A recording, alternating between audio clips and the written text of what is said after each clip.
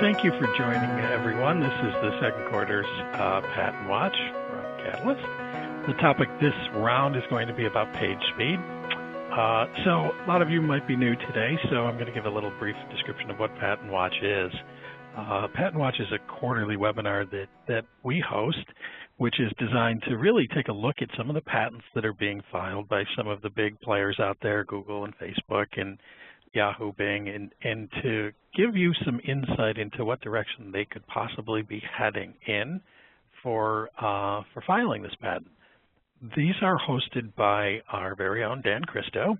Dan is our Director of SEO Innovation, and he's been doing this for quite a while, where he, on his own, started taking a look at some patents to be able to predict the direction that some of these agencies were headed. So he's going to be our host for today, and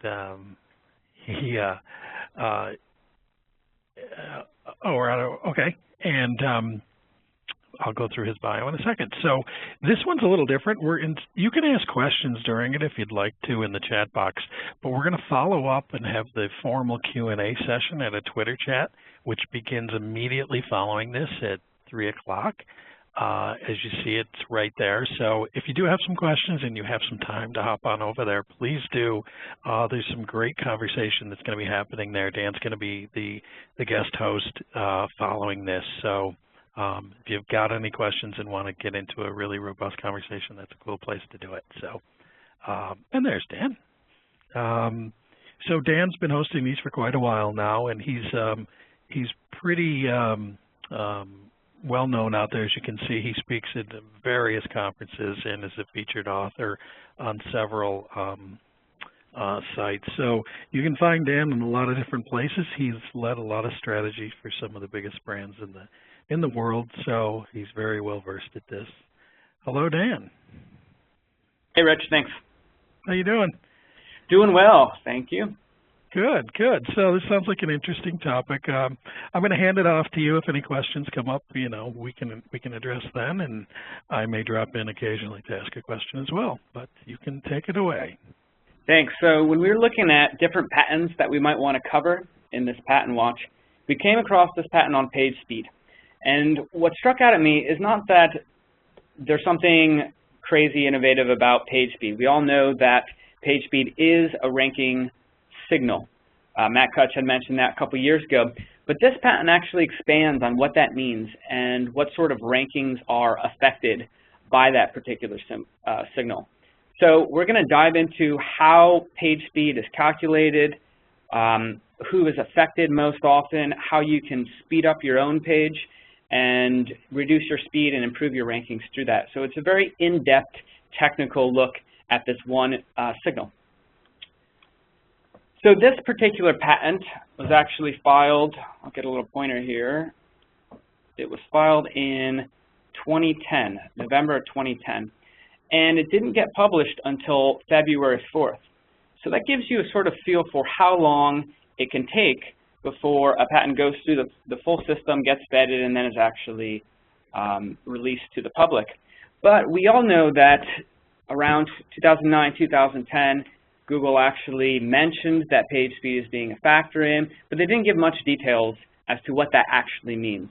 So we're going to dive through this, and in the abstract or the overview of this patent, we can see the general overview of how it affects search rankings, where they mention that a search engine ranks the resources based on relevance to the query and the importance of the page. We know that. You can just distill that down to relevancy and quality or trust. Now, what's interesting is if you go down a little bit more, it goes on to say that if two resources, and when it says resource, that typically means web pages, are very similar in relevance, a typical user may prefer to visit a resource with a shorter load time, which means that if Google has to determine between two pages that are almost identical to each other, they're going to deliver the one that loads a lot faster as the better result. But how does that actually work? How does Google go about measuring speed load times, and how do they factor that into the actual algorithm? Well, first off, Google goes through the steps of taking a look at when someone loads a page up, how long does it take them to load that particular page?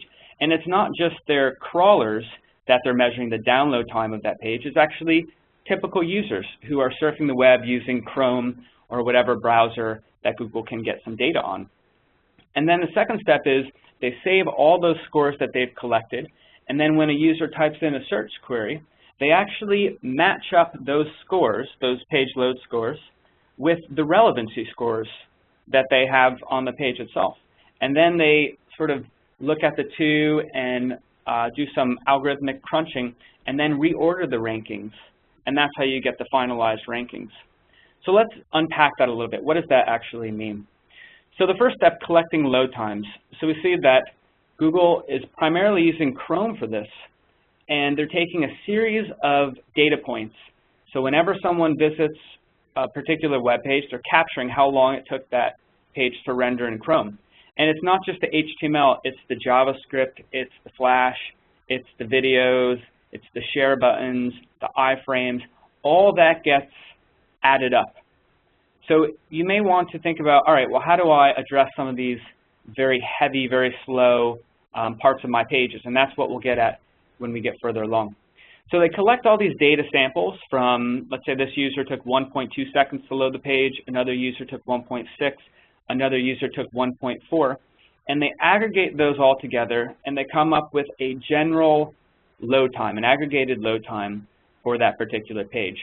But it's more complicated than that because they actually look at samples from people using different versions of different browsers, people from different parts of the world, people from different networks, people on different user devices, and they have an estimated load time for that page in all those different scenarios, which is actually something that Matt Cutts never elaborated on back in the day when we started talking about this.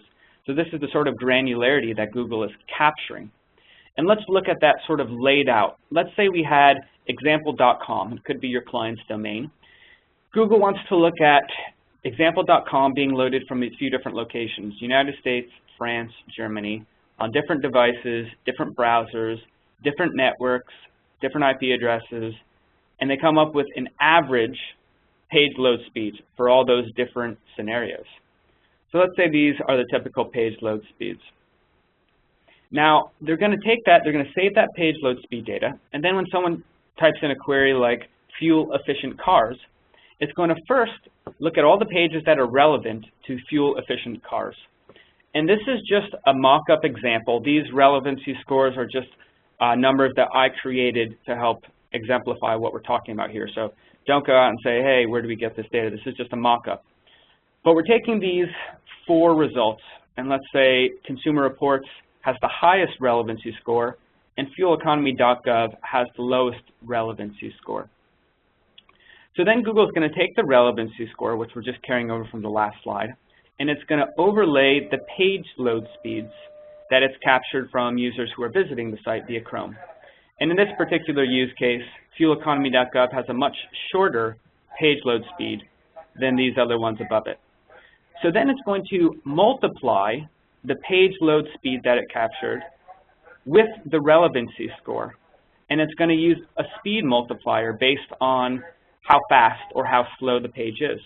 And it's going to calculate a new ranking score. And we can see in this case, the fueleconomy.gov actually has the highest new ranking score, even higher than Consumer Reports. So that if we were to look at the reorder results, and again, this is just a mock-up, we would see that fueleconomy.gov is actually ranked the highest. Not because they're necessarily the most relevant, but because they are relevant and they've got the fastest loaded page speed. Now, I wrote an article on Search Engine Land that talked about this, and one of the comments I received said, well, when Matt Cutts talks about page speed, he doesn't talk about ranking bonuses or ranking boosts. He just talks about dampening effects, meaning that if your website is excessively slow, it may drop in the rankings, as opposed to actually moving up in the rankings if your website is very fast. And my response to him was, you have to take patents and what Matt Cutts says sort of with a grain of salt. Just because Google talks about page speed boosts in a patent doesn't mean they're going to use page speed boosts in a patent or dampening effects, whatever. And just because Matt Cutts says, oh, we have a dampening effect on slow pages, doesn't necessarily mean that's true, and doesn't necessarily mean that's the case for every single query. So take both patent information as well as what Matt Cutts says, and just use them as data points to say what's the direction that this is going. In the patent itself, it focuses very much on ranking bonuses and multiplier effects as opposed to dampening. But not all results are impacted by this speed bonus or a speed dampener. In fact, there are certain types of results like navigational queries, news queries, weather, homepage, or results where there's not enough page load speed data points for Google to accurately say this is a fast or slow speed. These particular types of queries, they don't have a multiplier. It's basically 1, meaning it's the relevancy score multiplied by 1, which is the relevancy score. So they're sort of just saying these ones are not going to be affected. Now, how can we actually measure our own page load speed, get a feel for how we're comparing against our competitors, and then do some things to improve it? First of all, Google Webmaster Tools is a great resource for getting the initial data point of how big is my file size. File size is a little bit different than page load speed, because file size is actually the size of the HTML code, essentially. So your HTML code may take, let's say it's 200 kilobytes large. That might take a certain amount of time to download to your browser. But that same web page of 200 kilobytes, if it's from a user on the other side of the world, it might take 3 times as long. So it's the first thing to consider is how long is Google taking just to download the HTML source code of my page? And you go in the Webmaster Tools and you could check the time spent downloading the page itself. And then you can actually go within Webmaster Tools, or you can just search for page speed insights.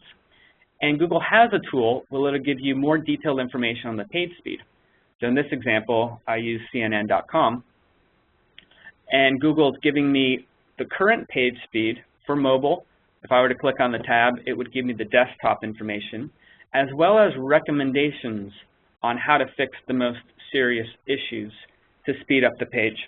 And this is a great way to just give your client a snapshot and say, this is where we are, maybe take a few snapshots of competitors, and you could just say, we're doing great or we're not doing so great, and give them a feel. Now, what this is not going to tell you is this is not going to tell you, is my page load faster or slower on a certain device or a certain browser or a certain country. It doesn't get that granular.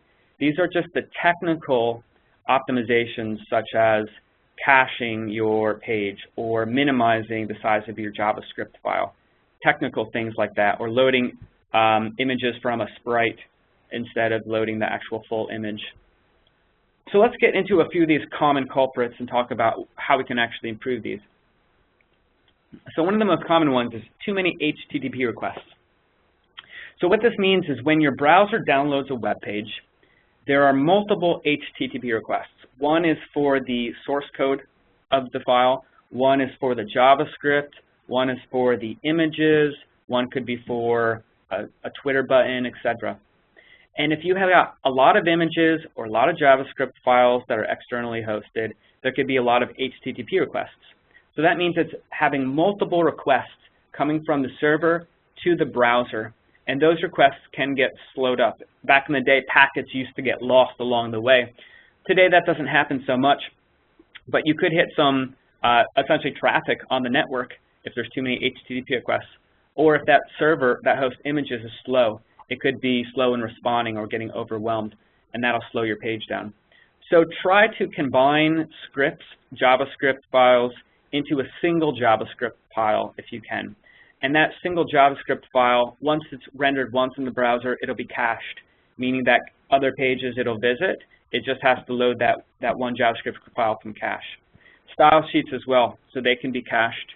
Load all your CSS or as much as makes sense into a single style sheet that can be loaded once and then pulled from cache, so it doesn't have to make that request to the server every single time.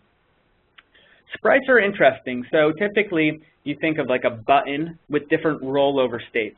So maybe you've got a typical green button, and when I move my mouse over it, it turns gray, and when I click on it, it turns dark green. So instead of having different buttons different images for the different states of the button, you could have a single image and save it in what's called a sprite. And what that does is when it says, I mouse over the image, it takes sort of the visible area of the image, and then right below that gray button, for example, it'll have a green button. Right below that, it'll have a dark green button, and it'll just move the location of the image up and down on the screen, so that from the user's perspective, it looks like it's a brand new button. But from the browser's perspective, all it's doing is delivering a different visible portion of the image. So you only have a single image with multiple visual cues of buttons, and it's just moving around the page. So you're just loading that once. It's a great little tactic. You could also replace heavy images with CSS backgrounds that get cached, for example. You could reduce unnecessary server calls using HTML5. So they've got a lot of cool things called local storage where you can actually operate almost a full application offline because so much of it's stored locally and cached, and you barely have to go to the server. You can use AJAX if you want to refresh a portion of the page. So for example, you want to scroll down and load more comments. Well, instead of refreshing the entire page and getting the second page of comments, you could just hit load, and just that portion of the comment section is going to load the new comments, which means you're only making a single HTTP request instead of requesting all the full page downloaded again. The pages that are too big, you can compress images, you can minify JavaScript, you can compress HTML and CSS, get that to 1/10 of the size sometimes as the uncompressed versions. And then also reduce your third-party plugins. So it's great to have a share button and a tweet button, but do you really need 5 tweet buttons? Is that really improving your tweet? Or do you really need all the videos, 10 videos loaded on a single page?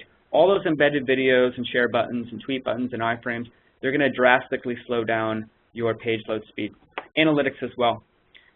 Here's a great tool if your client is not using yet. It's called the Content Delivery Network.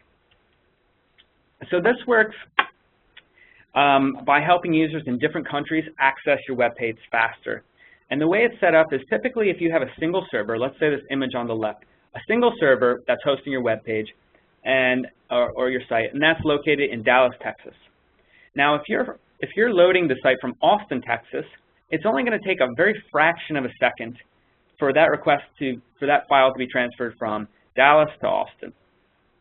Now, if you're in China, it's actually going to take a lot longer, maybe a couple seconds from that data to transfer all the way from Texas to China. So because it has to hit a number of routers along the way. So what they do with the Content Delivery Network is you pay a service to hold a cached copy of your domain and your site on local servers. So the Content Delivery Network has servers all over the world, and they'll take a copy of your site and they'll host it local to Japan or China or wherever, so that the user from China is actually hitting a cached copy of the server in China itself, which drastically reduces the page load speed for them. And actually, I'll just go back real quick. Content delivery networks can be expensive. Obviously, if you're having any video hosted, you need to use a content delivery network almost every time. But there's a lot of free versions, or at least a couple free versions. Google has released their own free version of a content delivery network. There's a lot of very inexpensive versions too. So even if you have a blog that gets a decent amount of traffic, you can still benefit from a content delivery network for on the cheap. All right, let's wrap this up and then we'll do a little bit of Q&A. So basically, when there's two searches that have very relevant results, Google has to figure out, how do I choose one above the other? Page load speed goes into effect. There could be a multiplier effect. It could be a dampener effect. The best thing to do is to take a look at how your page is currently loading, and then take a look at competitors or whoever's ranking for your desired keywords, and see if you're far off from how long your page load takes versus their page load. Not every single query is going to be affected by page load speed. I think in the early days, Matt Cutts said about 2 to 3% was going to be affected by page load speed. Of course, he also said 5% was going to be affected, the keywords not showing, and we know that's not the case. So there may be a larger portion that's being affected by this, but not all queries. If you have a lot of resources, JavaScript files, CSS files, images, try to compress those and combine those as much as possible. Use Webmaster tools and various tools. Chrome actually has a tool where you can measure how long it takes to download a page. And then use a content delivery network if you can to speed that up for users around the world. now we can jump into a few questions. Hey, Dan. Hey, Dan, thanks. That was great. Yep. Yes, definitely a couple of questions here. One is about, you had mentioned earlier that there was a certain number of queries that would be eliminated from this. Yeah.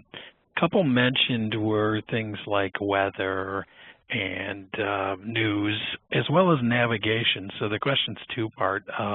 Why do you think those are not part of this, and what do they mean by navigation? Okay, let's do the navigational one first. So maybe when you hear navigation, you think, how do I get driving directions from here to Chicago? But that's not really what they're talking about. They're not talking about maps. What they're talking about is queries that help you find a particular website that you're looking for. So if you know that you want to go to Facebook, right, but you don't know that it's facebook.com, you'd be surprised at how many people actually type Facebook into Google to click on the first result, which is Facebook. This happens so much. So typically navigational are brand-related queries, that sort of nature. And the reason why those type of queries, brands, navigational queries, weather, other types of things, they're not affected by page load speed is because Google has such high confidence that they know what you're looking for, that there's no need to figure out if there's a better result to display. So if I know that I'm looking for Macy's, Google knows Macy's.com is the best result, whether or not it's slower than Macy'sCoupons.com. So it's a confidence level, and it's a relevancy play on their part. Okay, cool. Hey, Dan, any thoughts on, is this country specific, or would it be the same anywhere?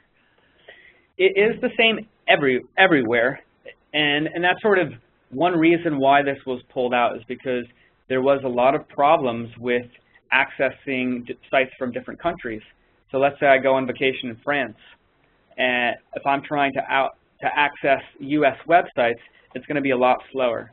So Google has put a lot of emphasis on speed, especially servicing the international community, and they want to know if I'm in France and it takes me 10 seconds to load a U.S. domain, maybe it only takes me 3 seconds to load a French domain. So they're going to rank that French domain higher for me. So it very much is international. Okay. Another question came up. Will this cause different rankings between Google and Bing if Bing does not consider page speed? Yeah. Or how would it?